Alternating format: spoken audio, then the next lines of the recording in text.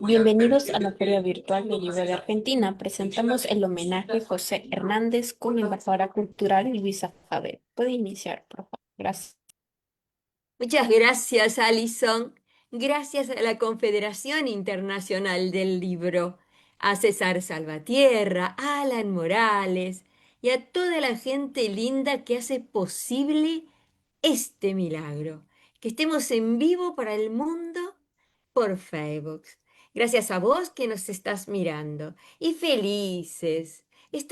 Nuestro corazón arde de alegría porque la feria está transmitiendo desde Argentina, gente. Así que Luisa, Adet, imagínense cómo está. Ya no estamos lidiando con los horarios. Les cuento algo anecdótico, ¿no? Porque cuando estamos en otros países, ay, qué 2 horas más, qué 3 horas menos, y qué hora será. Pero ahora estamos aquí, en un homenaje al grande, al mayor escritor que ha generado esta tierra, esta patria argentina, que le abre las puertas a todo el mundo. Tierra generosa, ¿m? Unión de culturas, confluencia de ideas, aceptación del otro ser humano. Esto es Argentina. Y aquí en este homenaje tenemos Colombia, España y Argentina. Y les cuento por qué, porque ya están viendo en pantalla. Los voy a saludar muy cortito para dar inicio a todo lo que tenemos para darte e informarte. ¿Mm?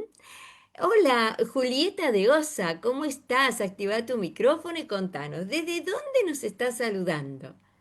Bueno, los estoy saludando desde Madrid, España. Muy buenos días para todos vosotros, un abrazo gigante, sin antes dejar de agradecer a la Confederación Internacional del Libro, a Alan Morales, César Salvatierra y a nuestra gran embajadora, que hoy está en casa. Parte Ay, de ser la embajadora cultural, es la anfitriona de este hermoso país, que hoy nos regala su literatura y especialmente a uno de los grandes que vamos a estar rindiendo homenaje en el transcurso de este evento. Muchísimas ay, gracias por invitarme y contar conmigo. hermoso saludo, como siempre, Julieta de Osa, gracias. Vamos a la otra dama de aquí del panel. María Magdalena Lenner, nosotros le decimos Malena, cariñosamente, acá desde Argentina, y ahora te va a contar desde dónde te está saludando. Hola, María Magdalena. Hola, buenos días Luisa, buenos días a toda la gente que nos está acompañando, a estos compañeros de lujo que vamos a compartir en este panel, que seguramente va a ser riquísimo porque cada uno tiene su impronta. Y yo los estoy saludando cordialmente desde Colón, Entre Ríos, mi Argentina. Hoy estamos en casa. Sí, con todo el amor que eso significa. Y vamos ahora a Mario Maldonado. Hola, ¿cómo estás, amigo, compañero? Adelante con tu saludo. Bueno, muy buenos días. Muy agradecido de poder participar en este espacio de la Feria Virtual del Libro de Argentina. Agradecido a vos, Luisa, por esta oportunidad. Y bueno, un saludo muy especialmente también para Julieta, para María Magdalena y para Luis. Yo me encuentro en estos momentos en la localidad de Carmen de Areco, provincia de Buenos Aires, República Argentina. Bueno, un lugar que Luisa ha conocido hace poco. Hermoso. Sí, gracias, te tengo que agradecer así públicamente, Mario, esa invitación que me hiciste a ese gran festival, encuentro literario excelente, donde conocí tanta gente maravillosa, a vos principalmente, pero a una persona que tengo aquí en mi teléfono, porque por esas cosas del internet todavía no pudo entrar en pantalla, pero lo tenemos aquí, porque lo tenés que escuchar sí o sí. Él se llama Luis María González Unamuno y te va a saludar. Adelante, Luis, con el saludo. Muchas gracias. Perdón por este defecto en la comunicación. Un saludo grande y agradecido también a María Magdalena, a Julieta y al querido Mario. Y me parece un tan justo homenaje a José Hernández que me emociona tener la posibilidad que me diste de participar en este panel.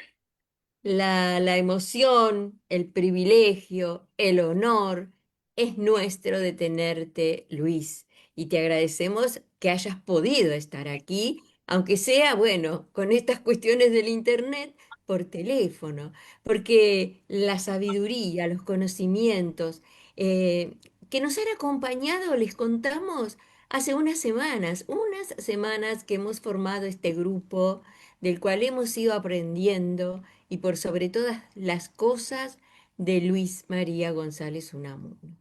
Vamos a empezar con esto, ¿sí? Les cuento de Julieta de Osa. Ella es una escritora, pintora, gestora cultural. Es colombiana, Julieta, nacida en Fredonia, Antioquia. Su obra literaria y pictórica ha sido reconocida internacionalmente por su profundidad espiritual y estética. Ha publicado varios libros, participado en antologías globales y expuesto su arte en América y Europa.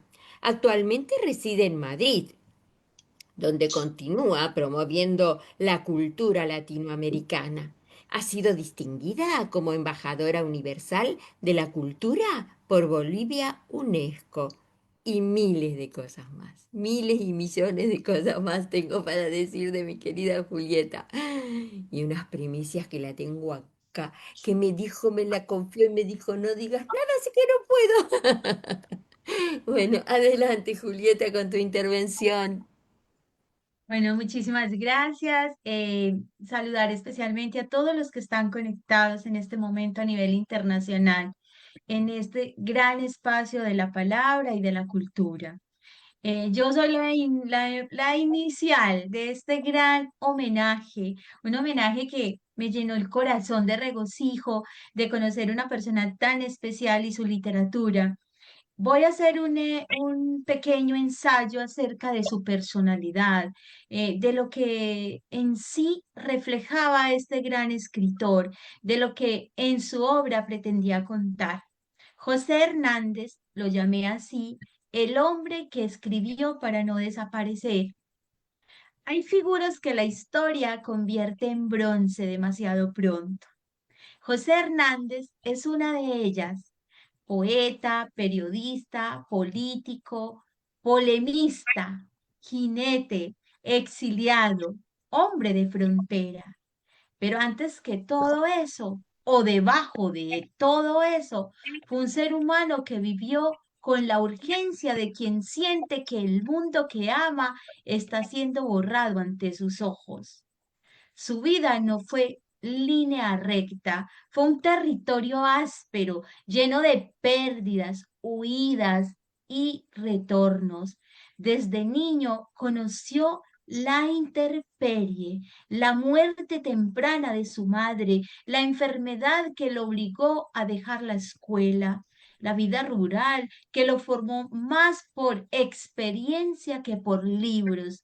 Quizás por eso su escritura tiene esa respiración de fogón, esa verdad que no se aprende en los salones, sino en la convivencia con la tierra y con los hombres que la trabajan. Hernández no escribió Martín Fierro para hacer literatura. Lo escribió para salvar una memoria, para evitar que el gaucho, sí, ese hombre libre, errante, incómodo para el poder, fuera reducido a una caricatura o a un enemigo del Estado. En él fondó. De todo esto, su obra era un acto de resistencia emocional, un intento desesperado por decir, esto somos, esto fuimos y esto debemos nunca de perderlo. Hay en él una sensibilidad que suele pasarse por alto.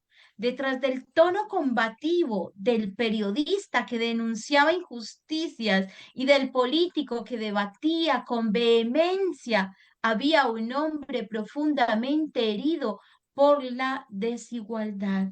un hombre que veía cómo la modernización del país dejaba cadáveres simbólicos, lenguajes, oficios y modos de vida, dignidades que se perdían. Su introspección no aparecía como una confesión explícita, sino en la manera en que construía ese gaucho como un espejo. Fierro Hernández fue también en su padre, sus vecinos, los peones que conoció de niños, los hombres que vio caer en guerras ajenas.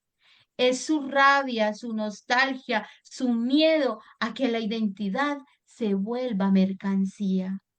Vivió entre dos mundos, el de la tradición rural y el de la política urbana. Y esa tensión lo desgarró, pero también lo hizo lúcido. Comprendió que la patria no es un concepto abstracto, sino un cuerpo vivo hecho de personas concretas. Y que cuando una parte de ese cuerpo es despreciada, toda la nación entera se enferma. Así lo creía. Y en ese gesto de escuchar al otro, de darle la palabra, de convertir su vida en canto, esa humildad más profunda, la de él, no la de un héroe, sino la del hombre que sabe que la memoria es un acto de amor. Y él ahora me inspira a cerrar mi presentación, que abrazo entre la memoria y el camino diciendo que la palabra nos devuelva el rostro y que en cada voz que resiste vuelva a nacer la patria que llevamos dentro. Muchas gracias. Excelente. Siempre una emoción escuchar a Julieta. Muchas gracias. Vamos ahora a María Magdalena Lenner.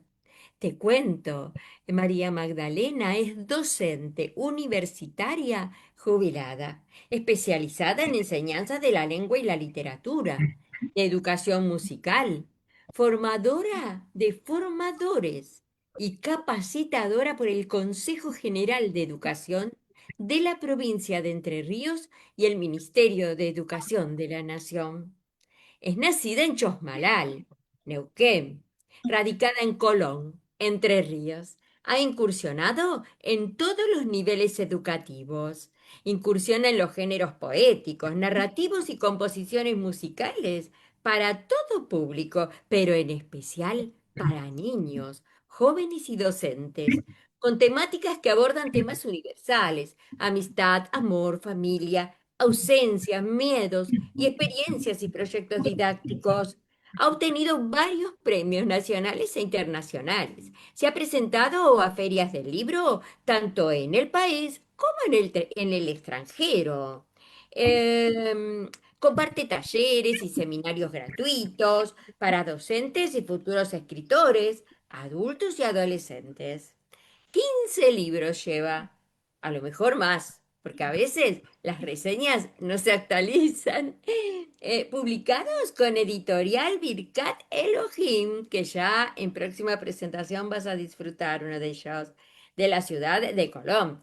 Además de participaciones, por supuesto, en antologías argentinas, puedo nombrarte muchísimas, pero le queremos dar la palabra. Vamos a darle la palabra porque no quiero que se me pase el tiempo, tanto más para decirte de Malena. Adelante, Malena, con tu intervención.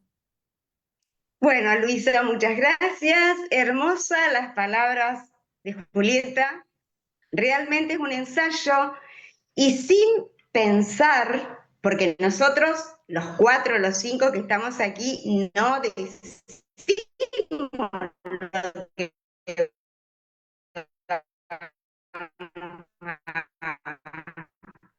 a decir en la pantalla. Y yo les decía antes que soy un poco la maestra ciruela, como vos lo dijiste, y que encontré cositas. Y aquí una de las cositas es el primer regalo que me hizo mi padre cuando empecé la carrera de letras. No solamente está toda la presentación de lo que es la literatura gauchesca, sino también el Martín Fierro. ¿Qué otra cosita encontré?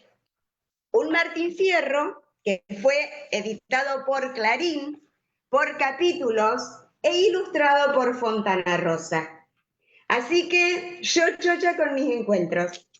Y el último, ¿se acuerdan de los calendarios viejitos que venían con poesías, que venían con el santoral? Muy bien, este es de 1978. Está lógicamente desarmado, pero justamente el 23 de enero, que en ese año cayó lunes, detrás, miren lo que dice.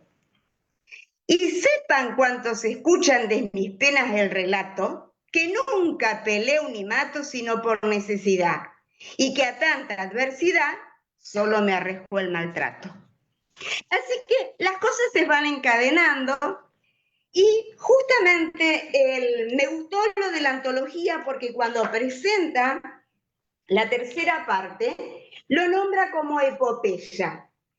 Y ahí empiezo realmente a contarles lo que yo preparé. Dice Ricardo Rojas que para él el Martín Fierro es una epopeya. Y la epopeya significa justamente un texto narrativo donde se van a ir dando distintos elementos y escrito por alguien de cultura elevada.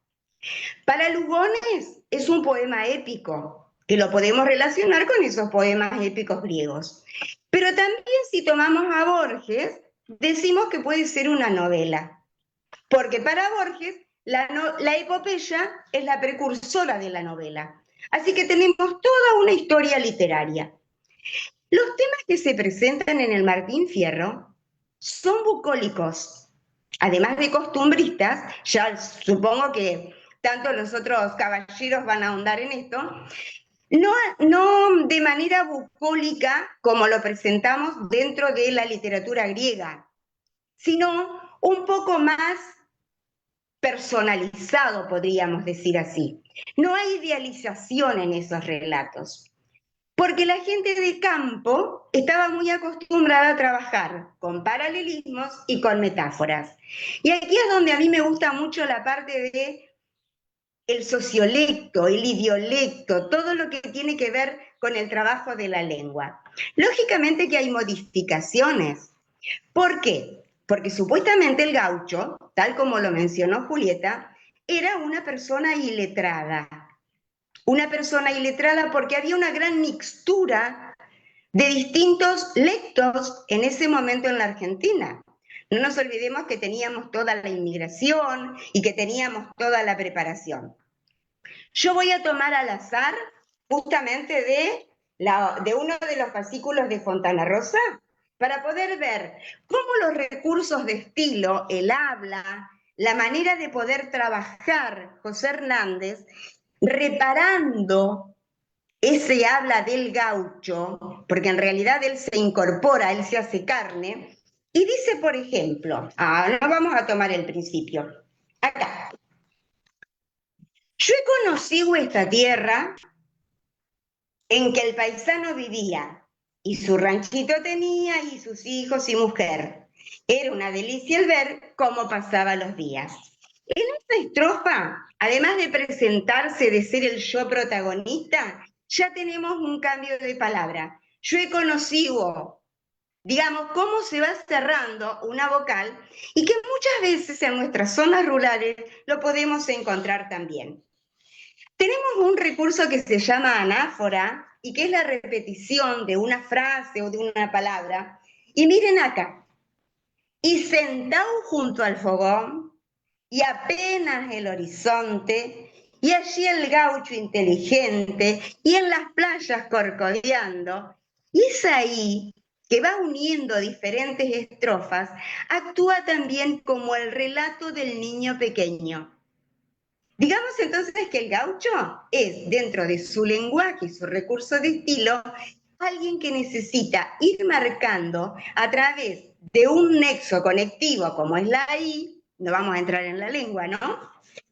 Subordinadas y demás, necesita ir contando Esaí va a establecer el relato. Hay cambios de letras, por ejemplo, Yela por Hiela, por ejemplo, huérfano por huérfano, pero justamente tiene que ver en ese cambio recursos de estilo y dialectos por lo que el gaucho podía escuchar de los otros compañeros que tenía dentro de esos fogones que mencionó Julieta. Arcaísmos, dende, mesmo, pero lo que más se hace hincapié dentro de los estudios que hacen las personas que se dedican a trabajar el Martín Fierro son las metáforas y los paralelismos. Y nosotros constantemente estamos utilizando metáforas cotidianas. ¿Cómo no lo iba a hacer el gaucho? Si el horno no está para bollo, ya tenemos la metáfora ahí. Lo que significa que dentro de la lengua, los niveles y los recursos de estilo, podemos encontrar dos tipos. Un nivel de lengua que es del autor y que seguramente se puede presentar o visualizar un poco más en la segunda parte, que ya es más seria, que ya es más calma, y la del personaje foráneo. ¿Por qué? Porque esa lengua nacional, esa lengua de la patria mal aprendida, es la que justamente va a dar el recurso necesario para que José Hernández pueda escribir esta epopeya. Y voy a ir cerrando, porque además va a haber indigenismos, va a haber arcaísmos. Voy a ir cerrando con una expresión que en una carta Lugones le escribe a uno de sus amigos. Permítanme leer. Dice así: me he esforzado en presentar un tipo que personificara el carácter de nuestro gaucho, empeñándome en imitar ese estilo abundante en metáforas que el gaucho usa sin conocer ni valorar, y su empleo constante de comparaciones en la que se revela una especie de filosofía propia que sin estudiar aprende de la naturaleza. La naturaleza en ese ambiente bucólico, sin idealizar, es lo que permite al gaucho manifestarse de una manera precisa, armoniosa, filosófica en su modo de ver. Por eso seguramente, los especialistas nos lo dirán más acertadamente, está ese cambio de ideología y de lenguaje, de recursos de estilo, entre la primera y la segunda parte. Absolutamente increíble tu intervención, María Magdalena Lenner. Aparte, mirá cómo será la emoción que tenés, que se transmite, ¿no? En la pantalla. Y hasta tu internet se contagió y se portó re bien. Porque al principio, primero parece que, ay, digo, no. Cuando uno Excelente. trabajaba dentro de la escuela, y con esto sí ya terminó, el Martín Fierro, lógicamente que era una de las obras obligadas. Entonces, yo estoy hablando de mucho, mucho tiempo atrás, porque hace mucho que estoy jubilada, pero ahora se está otra vez retomando dentro de las escuelas, aunque sea algunas de las décimas que por ahí hacen que la literatura gauchesca vuelva a tomar un poquito más de vigencia. Y lo que me parece muy importante y muy rescatable es, y voy a tomar esas palabras que dijo Julieta, de volver a incorporar esa nacionalidad, que no solamente quede en decir, la bandera que yo tengo es la más linda de mi país, sino que también reconozcamos a esas personas que hicieron historia y que hicieron literatura a través de un arquetipo, porque el Martín Fierro se transforma en un arquetipo. Muchas gracias. Bravo. Vamos ahora, y ya recibimos en pantalla, a Luis María González Unamuno. Bienvenido acá, bien, bien. Ya estamos más tranquilos ahí. Llegó ayuda, tal vez, no sé, un milagro, algo pasó. Vamos con Mario Maldonado. Te cuento. Ángel Mario Maldonado nació en La Dulce, pueblo del interior bonaerense, Vivió en Necochea, Lobería y La Plata, donde se recibió de médico veterinario. Hace 10 años vive en Carmen de Areco. Su primer libro, Identidad Olmense, del 2010, fue declarado de interés municipal por la Municipalidad de La Plata, quien le hizo una tirada de 500 ejemplares. Donó todo lo recaudado para jardines de infantes. Su segundo libro, El Pendantif, fue reconocido en el primer premio, con el primer premio en el concurso Palabra Escrita del 2015, organizado por ALEF, Asociación Libre de Escritores y Poetas Hispanoamericanos. Su tercer libro, Habitante del Tiempo, donde no hubo abril, es del 2022. Obtuvo el segundo lugar del premio Consagración Roberto Temis Speroni en el género poesía, concurso organizado por la SEP. Estamos hablando del querido Ángel Mario Maldonado, ¿sí? Posteriormente, reconocido como mejor libro, este que te conté de poesía en el 2023, con el premio José Hernández por SADE Mercedes Internacional. Ha participado en muchas antologías nacionales e internacionales. Creó el grupo Escritores del Oeste Platense. Durante 7 años integró la comisión de la Biblioteca Popular Juan Bautista Alberdi.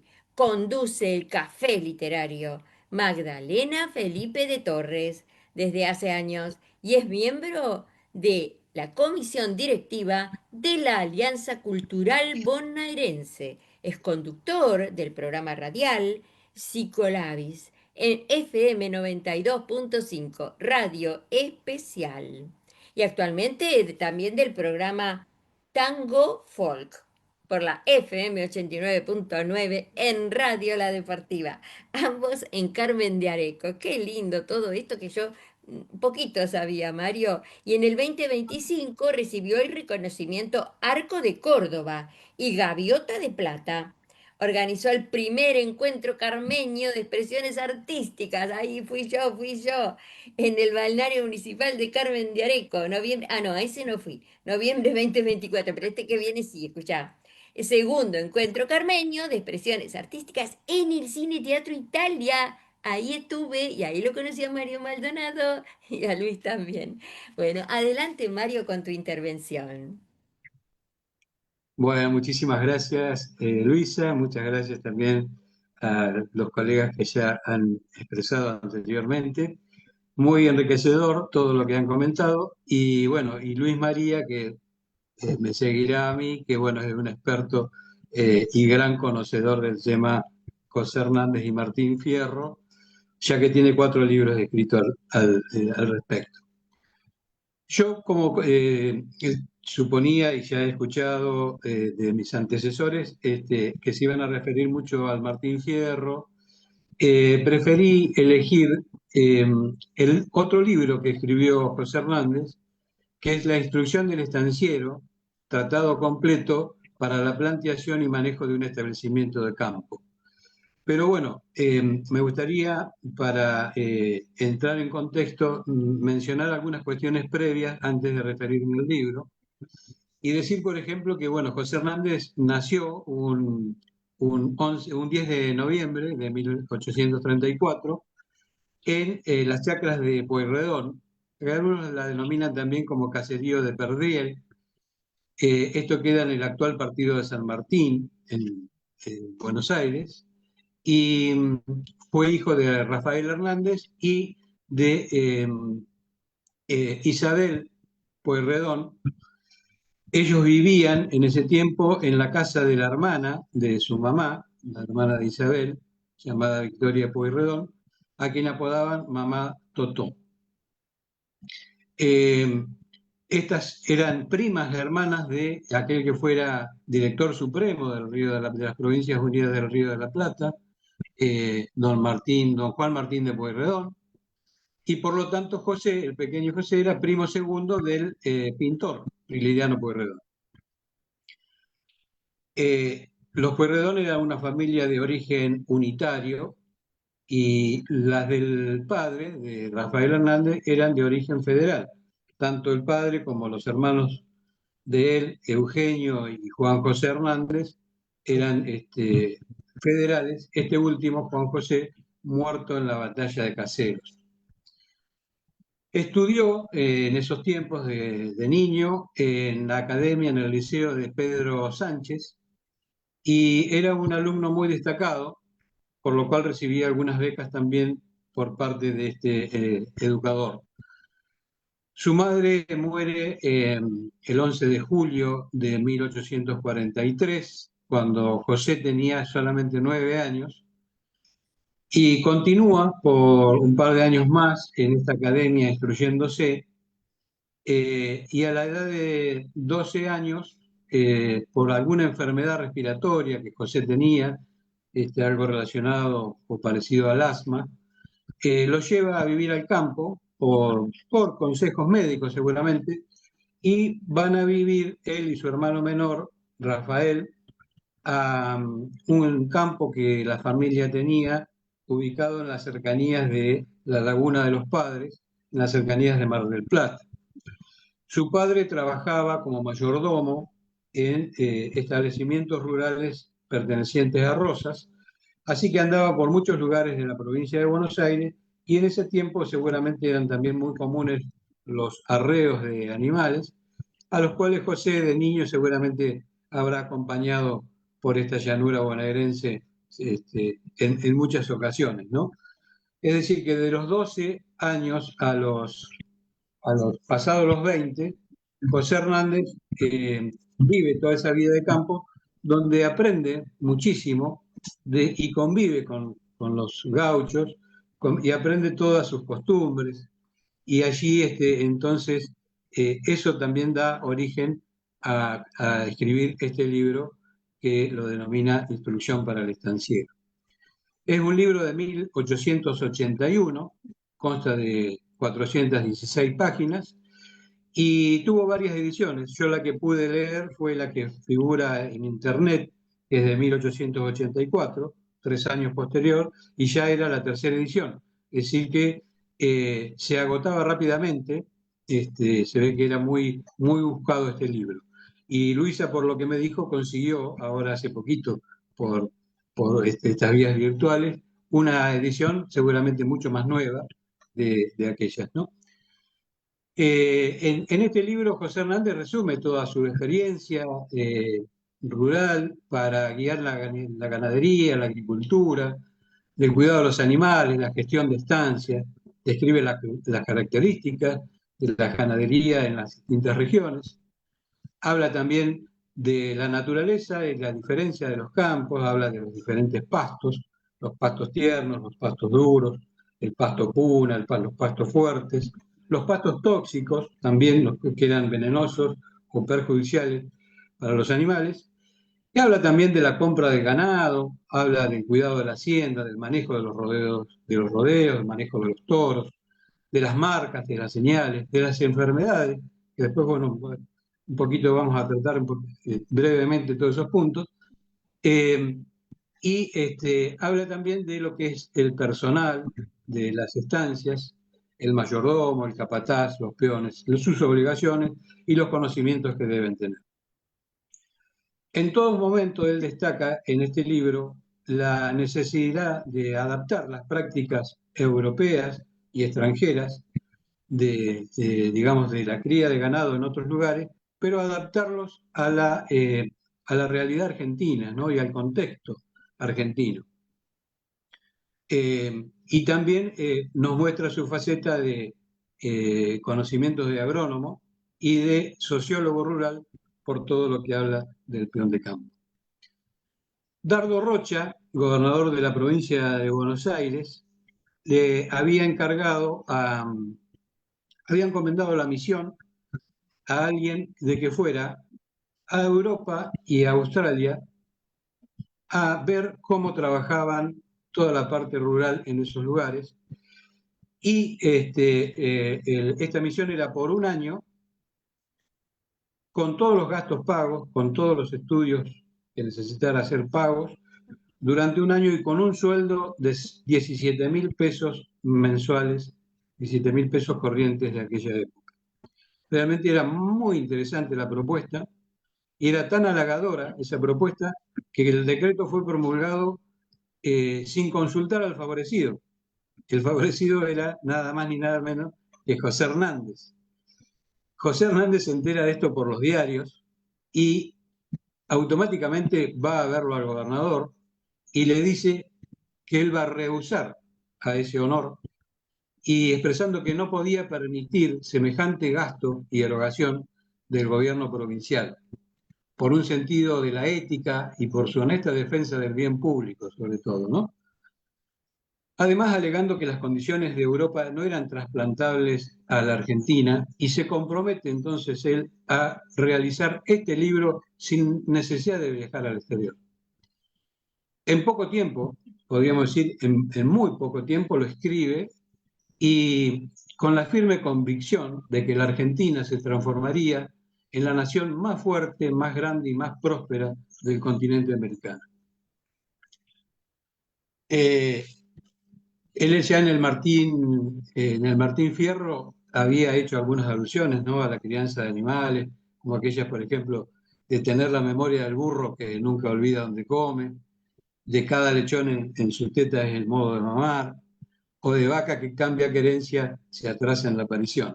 Pero bueno, aquí escribe un libro con todos los conocimientos de esa época, ya no es un libro, no es un poema, no son versos, sino que escribe ese libro y habla, por ejemplo, del cuidado de los rodeos, cómo come cada animal, la forma de comer de cada animal, que son distintas, la de la vaca, la oveja, la del yeguarizo también, porque, digamos, el más rústico para comer y el menos delicado es la vaca, que come todo pasto, todo tipo de pastos, pero prefiere los pastos altos porque, bueno, los envuelve con la lengua y los corta y así los come. En cambio, la oveja arranca más de raíz y por eso las pasturas duran menos. No así los carneros, que también hacen como la vaca, que envuelven más arriba el pasto y no rompen tanto las pasturas. Habla de muchos cuidados que debe tener en la cría de la hacienda, habla también de la economía agraria y explica todos estos conocimientos profundos que él había adquirido en el campo y también en la última parte se refiere a la del personal del establecimiento, ¿no? Y reclama allí, como lo ha hecho con el Martín Fierro, un trato para el hijo del país, para el gaucho, que lo redima de su condición de paria, e incluso él dice raza desheredada por nosotros mismos, como que marginábamos, o se marginaba en esa época, al gaucho que tantos conocimientos en la cría de animales tiene, ¿no? Y en uno de sus capítulos sugiere la formación de colonias con hijos del país, sacándolos de las desviaciones que el ocio, muchas veces forzoso, porque no conseguían trabajo, los condenaba justamente al ocio y también a matrerear muchas veces, ¿no?, al hecho de vivir de los animales que podía conseguir en el campo abierto en ese tiempo, ¿no? Y dice una frase muy interesante: ningún país es rico si no se preocupa por la suerte de sus pobres. Esto de ninguna manera José Hernández iba contra la inmigración, sino que también dice además, bienvenidos sean los obreros del progreso. Pero concluye que, digamos, había que darle un lugar a nuestros gauchos y a nuestros habitantes nativos. Este libro además tiene páginas de economía rural muy interesantes que fueron útiles en su tiempo, muchas por supuesto ya no tienen vigencia, ¿no? Pero es un gran mérito al conocimiento de José Hernández en la materia y lo seguirá haciendo en razón del espíritu argentino que la anima todo este libro. Así que bueno, creo que más o menos está resumido. Podríamos hablar también, él habla de los pastos tiernos, de los pastos tóxicos sobre todo en aquellos tiempos, habla de la cicuta, un pasto que a veces los animales, cuando están muy hambreados y entran en un terreno donde hay muchos de estos pastos, cuando está verde lo comen con mucha ansiedad y pueden provocarles la muerte. También el romerillo, el mío mío, que si ustedes alguna vez han ido a algún remate de hacienda, aún en la actualidad, o lo han visto por televisión, eh, en los remates muchas veces se menciona, sobre todo en la hacienda de Santa Fe y Entre Ríos, eh, hacienda conocedora del mío mío. Este es un pasto tóxico que también conduce a la muerte, ¿no? El duraznillo blanco, el duraznillo negro es muy tóxico. El duraznillo blanco produce el enteque. Muchas veces algunos de ustedes seguramente habrán escuchado la palabra este animal está entecado. Aún en las personas también se utilizaba mucho este está entecado. Era la planta el Solanum malacopsilum, su nombre científico del duraznillo blanco, que crece sobre todo las partes bajos de la zona del Salado, de la cuenca del Salado, en la provincia de Buenos Aires, produce una retención de los tendones flexores, entonces el animal está como si fuera un caballito de madera parado, ¿no? Y habla también, para ser breve y no extenderme ya demasiado, de las enfermedades que se conocían en ese tiempo, y habla solamente de 3 enfermedades graves. Habla del el grano, habla de la llaga y, y de otra enfermedad que ahora se me fue, pero bueno, ya enseguida retorna. Sí. El grano era nada más ni nada menos que el carbunclo. El carbunclo es muy mortal y aquellos campos donde se ha producido una epidemia de carbunclo eh, son de los denominados campos malditos, porque las esporas de este Bacillus anthracis, o anthrax, también conocida la enfermedad, pueden perdurar hasta 50 años en el establecimiento. Y él da ejemplo en el libro de alguien que utilizó el cuero de un animal que había muerto por carbunclo, ¿no? Una de las Ay, qué características de... interesante, Mario. No te quiero Sí, interrumpir, pero en realidad se nos va el tiempo y todavía nos falta escuchar a Luis. sí, Súper interesante. Claro, es un tratado increíble, exactamente. gnómido detalle, instrucciones del estanciero para toda persona que trabaja en el campo, además, ¿no? Yo la verdad que Sí, ignoraba todo esto de los pastos que pueden ser venenosos. Pero vamos a dar el pase y gracias Mario, vamos a dar el pase a sí. Luis y antes vamos a Igual, agradecer, permíteme, vamos a agradecer sí. a Nora Genovés, a Cherry Puga, a ver quién más, Nélida Giraudo, Andrea López, Andy López desde España, que nos están siguiendo y muchas otras personas que tal vez no ponen comentarios, pero hay muchísimas personas, por suerte, siguiendo este homenaje, porque es algo que tenemos Concluyo, que Luisa, saber. Sí, antes de sí, darle paso a Luis, que seguramente Luis tiene sí. muchísimo para hablar, concluyo que hay cosas que en 145 años, desde que se escribió este tratado, siguen prácticamente igual, a lo mismo que ocurrió con el Martín Fierro, las desigualdades de las clases sociales y el relegamiento de ciertos sectores. Aquí, por ejemplo, él habla de la exportación de ganado en pie, cosa que todavía estamos discutiendo si es permitido o no. Habla, por ejemplo, de los aranceles de exportación, cosa que hoy todavía, con las retenciones, estamos en esas cuestiones. Y habla también de la pobre marina mercante que tiene el país o que tenía en ese momento para las exportaciones realizarlas con naves argentinas y no como se hace hasta ahora con la mayoría de naves extranjeras. Y las luchas internas que, bueno, continúan tanto como en aquella época. Nada más, muchísimas gracias y le damos Gracias, paso Mario. a Gracias Luis. por traernos esta obra tan necesaria. Instrucciones del estanciero, recuerden, José Hernández. Se puede conseguir, yo lo conseguí, así que les presento a Luis María González Unamuno. Él es abogado, es profesor de historia, es técnico superior en seguridad pública, Tiene formación pedagógica, nivel secundario y nivel terciario.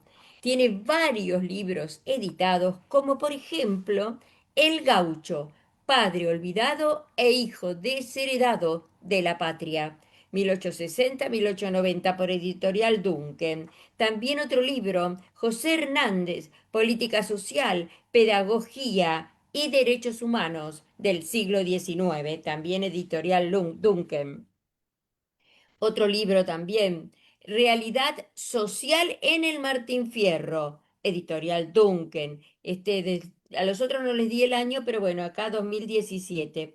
Otro libro más, Filosofía y Valores en el Martín Fierro, Editorial Duncan 2019. Ya vamos a tener otra presentación que va a ser específicamente para uno de los libros de Luis María González Unamuno. Y ahora te escuchamos, Luis.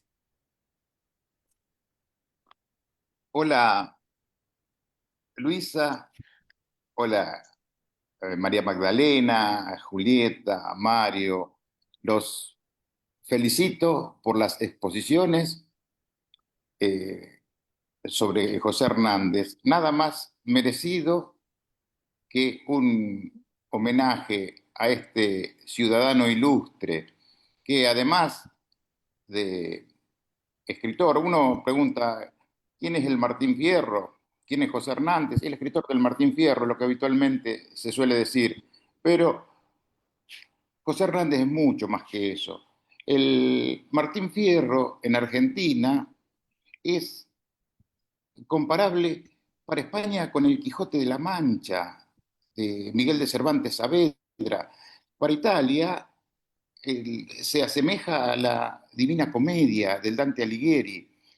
El Martín Fierro, yo siempre lo digo, como sabía repetir Catón el Viejo en el Senado romano, Cartago de lenda es, o sea, hay que destruir a Cartago, siempre sus alocuciones le cerraba con eso. Yo digo, el Martín Fierro, por tradiciones, por raíces, por sabiduría imperecedera, por valores, por tradiciones, por folclore, por utilidad práctica para las personas de todo tiempo y lugar, puede y debe, merece un lugar entre nuestros símbolos patrios y debe ser bibliografía de análisis reflexivo en todos los niveles del sistema educativo argentino. Son nuestras raíces. Lo que pretendió José Hernández en el Martín Fierro de 1872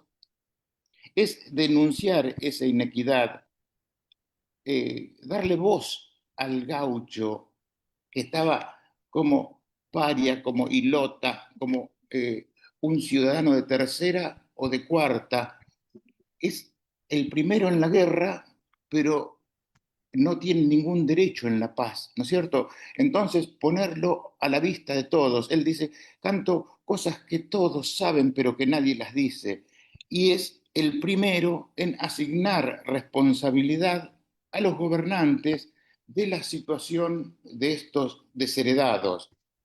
En cambio, ya en 1879, La Vuelta, título que le ponen los campesinos, mucho antes siquiera de él haber pensado escribirlo, le preguntaban por la suerte de Martín Fierro y de Cruz cuando dejan la civilización y se marchan a las tolderías aborígenes escapando de las autoridades, porque hasta los toldos no alcanzaba la facultad del gobierno. En La Vuelta decía, y también lo expresó nuestro Papa, es un manual de ética y de filosofía y habla más del hoy y del futuro que del pasado, de lo que podemos construir los argentinos, dejando las facciones o los grupos o las ideas políticas que llevan agua a un molino sectario en lugar de estar todos unidos buscando el bienestar general. Lo que En 1881, José Hernández, además, como muy bien lo decía Mario, de escribir Instrucción del Estanciero, que lo hizo sin salir de nuestra Argentina, ocupaba un cargo en la legislatura, era integrante del Consejo Nacional de Educación, pero no un cargo meramente para calentar el sillón. Fue un legislador inconmensurable. La, la legislación de José Hernández, lo que hizo en la legislatura, está reunido por la Cámara de Diputados de la provincia de Buenos Aires en 3 tomos en el año 1947. O sea, llevó 3 tomos escribir todo lo que había hecho. Que Buenos Aires sea capital de la nación argentina es obra exclusiva de José Hernández. O sea, hay que convencer al Senado provincial de sacarle la capital, de sacarle su capital. Era su cabeza y su corazón. Si la ciudad de Buenos Aires era la cabeza y el corazón de la provincia de Buenos Aires, donde estaban sus hospitales, sus universidades, el progreso, pero era solamente en aquel entonces donde estaba alquilando el gobernador de Buenos Aires. El gobernador de Buenos Aires era más fuerte el gobernador provincial que el presidente de la nación. Entonces, para terminar la federalización de Argentina, había que completar la obra que habían iniciado los próceres en 1810 con el primer gobierno patrio, en 1816 con la Declaración de la Independencia, en 1853 con la Constitución Federal, en 1862 cuando Buenos Aires se une a la Confederación Argentina, porque hasta ese entonces no solamente estaban separados, sino enfrentados, y en 1880 José Hernández logra convencer a una legislatura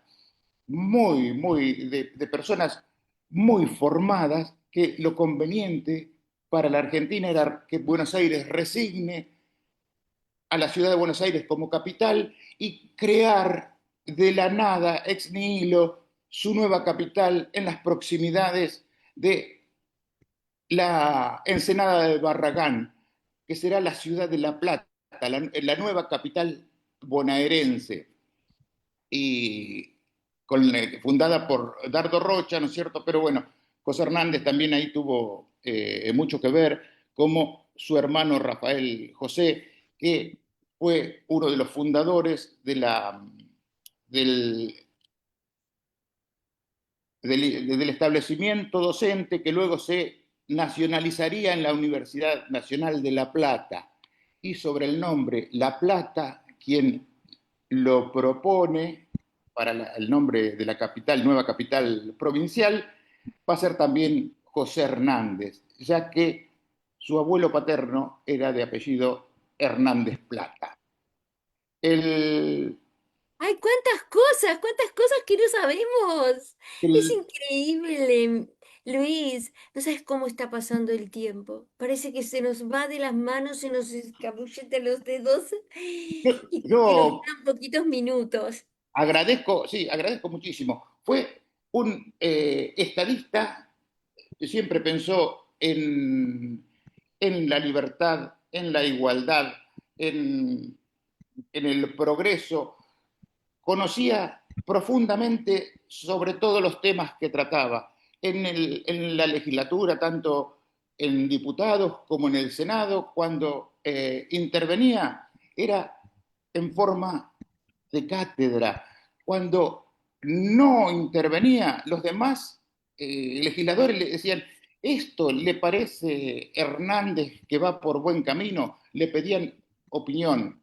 Como docente, o sea, como pedagogo, ¿quién se le ocurriría escribir un libro? Él lo puso en su prólogo, o sea, en el prólogo de la vuelta, Él decía lo que quería. Hoy los chicos le dirían, hoy los jóvenes le dirían, estás re loco, José Hernández, ¿cómo con un libro vas a conseguir eso?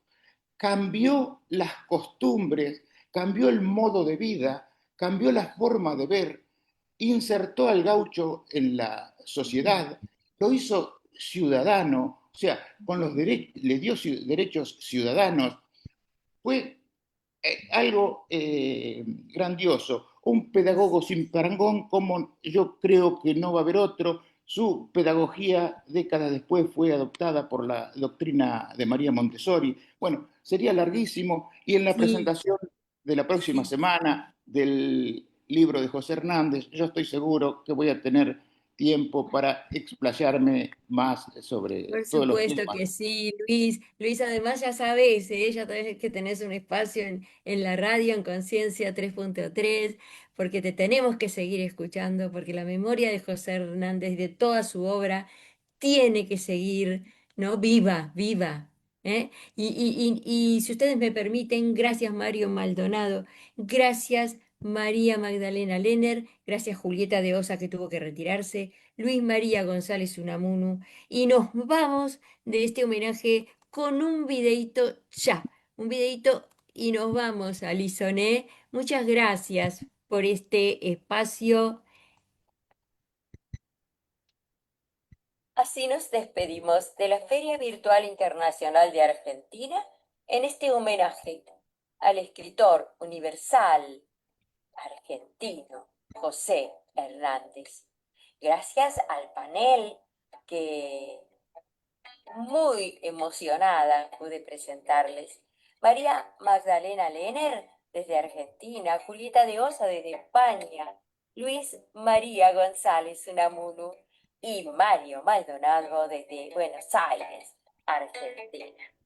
Y gracias a José Hernández por esta obra, por este legado. Hay que seguir estudiándolo, leyéndolo y aprendiendo. En este caso, para despedida, les traigo unos conceptos que José Hernández vertió en su obra Instrucciones al estanciero.